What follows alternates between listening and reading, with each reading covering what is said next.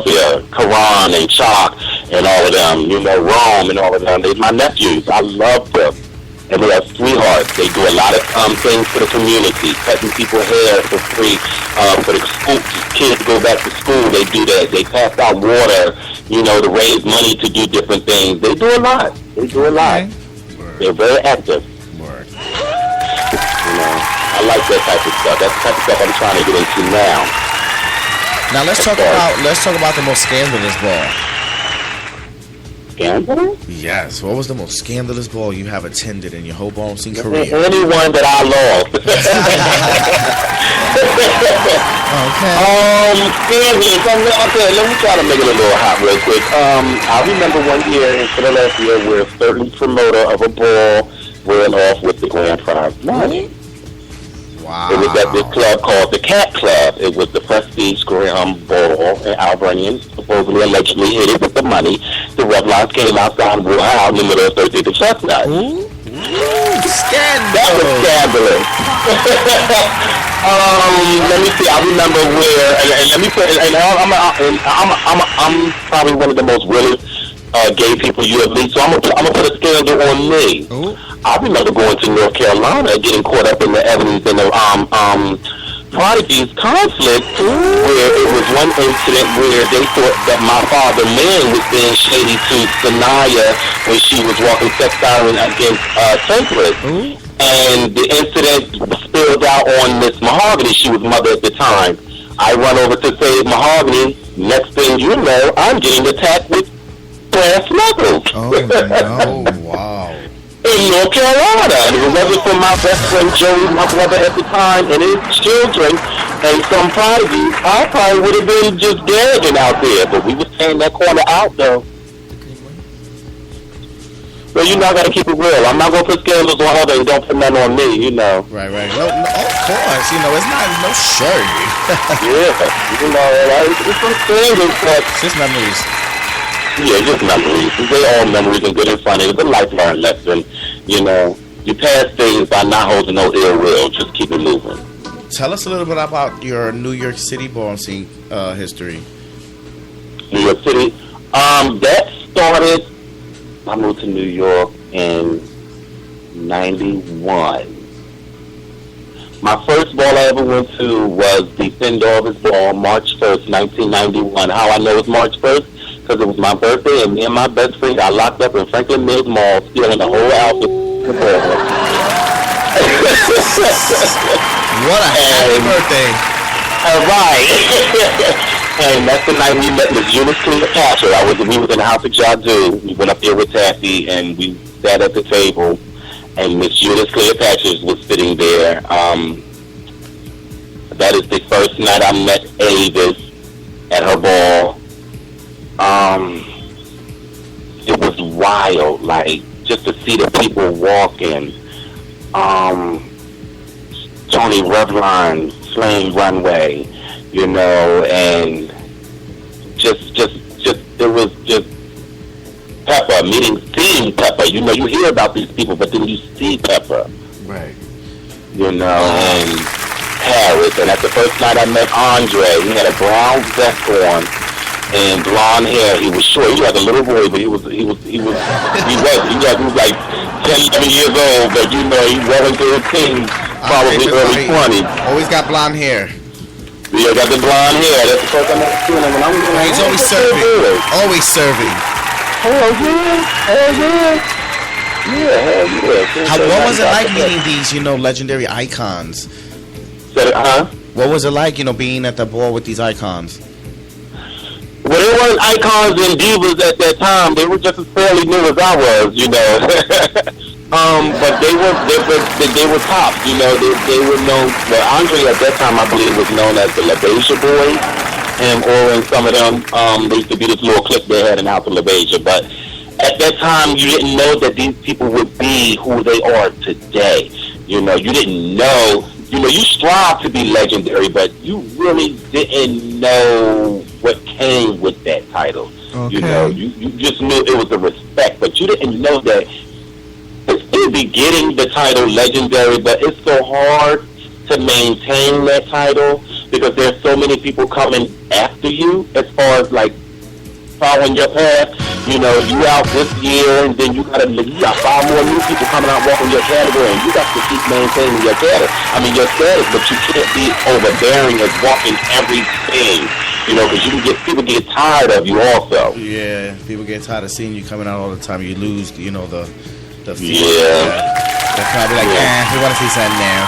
There's no team trade. It's not that you're not over. It's just that you're just hogging up the spot. You get tired. It's like with the entertainment world. Like, I'm tired of looking at Miss Beyonce. No. No shit. I know there's a lot of people out there. We get tired of hearing the same old songs every 5 seconds. Oh. No, I'm not good. I'm not saying she ain't talented, but I'm tired of looking at her. Talk about reading. But, it gets like that. People get tired of looking at you when you reach a certain point. Right. You gotta learn how to just sit back. Now, was there any shade during the balls? Like, was it heavy shade like it is today in the ballroom scene? Any shade in the ballroom scene? Yes, how was the shade back then? Lord, the shade. My Ebony days, like the shade. Like we was characters, if things went on and you didn't like it, yeah, you spoke on it. See, I was young at those times, so the shade that went on, I didn't really indulge. I was still young, wild, carefree, running around, getting to know people. Things were still new and exciting. You got caught up into stuff when your house got caught up into stuff back then. When the house of Ebony got into stuff, like when Otis, I believe, stepped on Cabbage's foot, Otis Chili from Philadelphia. He passed away years ago too. Legendary performance labels and all of that. He and his lover, they just wore this child out because she, I guess, supposed to stepped on Cabbage's foot and didn't apologize, and she said something to him, and I guess he came at her wrong, and the scandal went down. Wow. It's always shade. It's shade when the kids, I can't think of none right offhand, but it's always something going on with the ball. Okay. It's always. But it never, but to my opinion, I'm just like, it wasn't like it is now. Like, that's the entertainment that functions now. The shade. Right. That's definitely what it has become. Yeah. People go to the ball looking for the shade. Right. Now, what about the legendary panel? Was it as difficult as it is today? I think the panels were more diverse back then. It wasn't the same people at every single ball like it is now.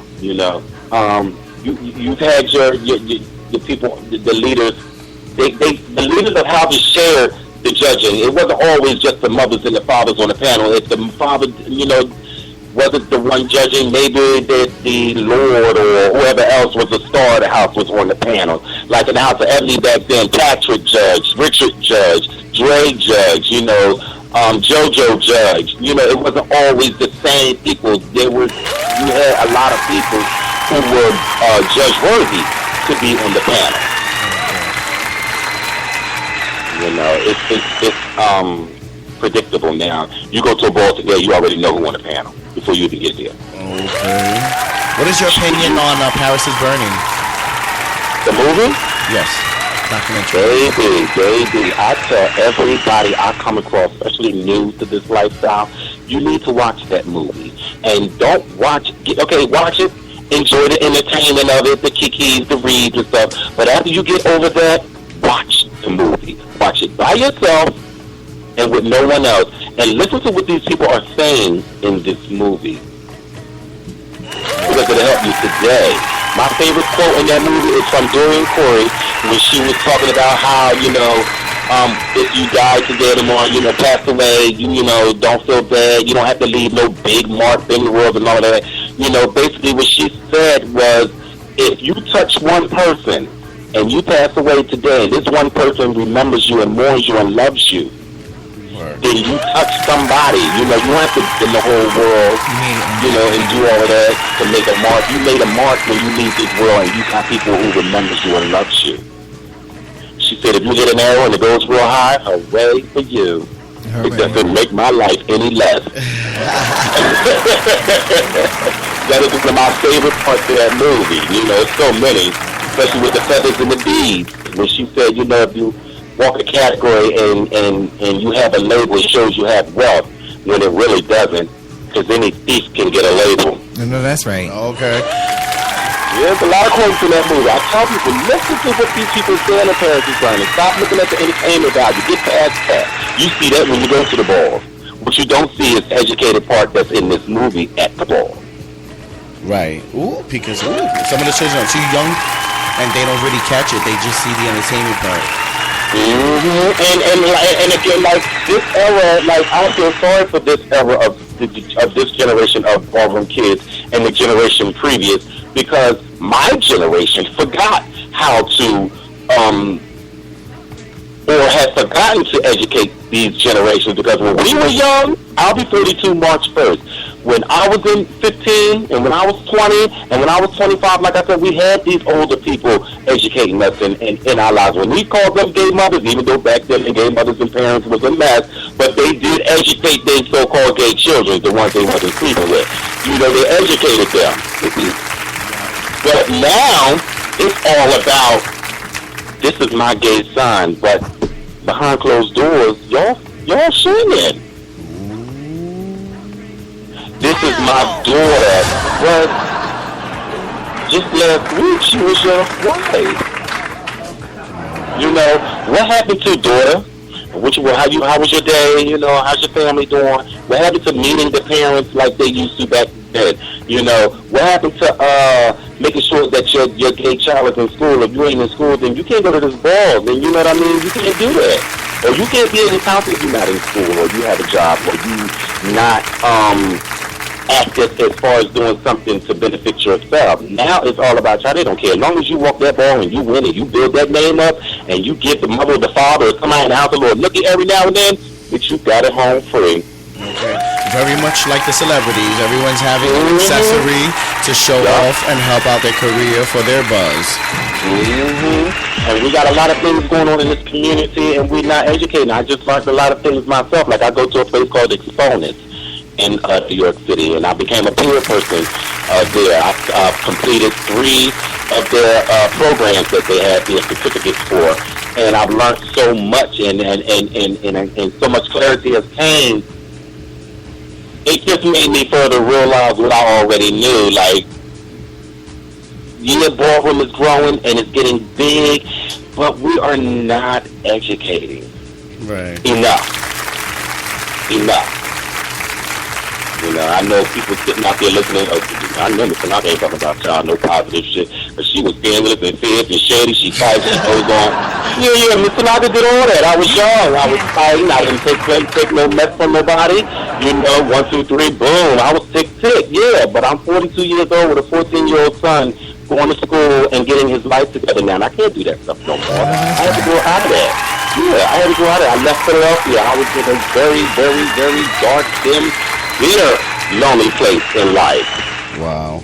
How is it having, how is it for you being a parent, and being in the lifestyle?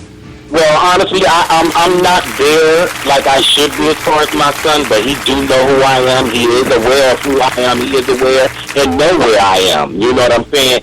He knows daddy, and he loves his daddy. But it's a joy. It's things that I'm doing now to make it even more better. It's a blessing to have a child, you know what I'm saying? And even though his mother and I really don't get along, but I praise her. You know what I'm saying? I don't complain or have nothing to say about the way she's raised him or do him. You know what I mean? Because she's there 24/7, you know what I'm saying? Not me. So when things occur, go to your mother. You know what I'm saying? When he's with me, he knows that I say go. But when he's with his mother, don't call me, but what your mother say? You know what I'm saying? I'm not going to overstep her bounds, basically. Wow. We don't get along for our own personal things, but when it comes to him, she pretty much, you know what I'm saying, has that sword. She knows what's best, yes. Yeah. So it's a blessing. Okay, all right. So, Now let's talk about transgenders and in the community. What's your opinion on sex changes, transgender,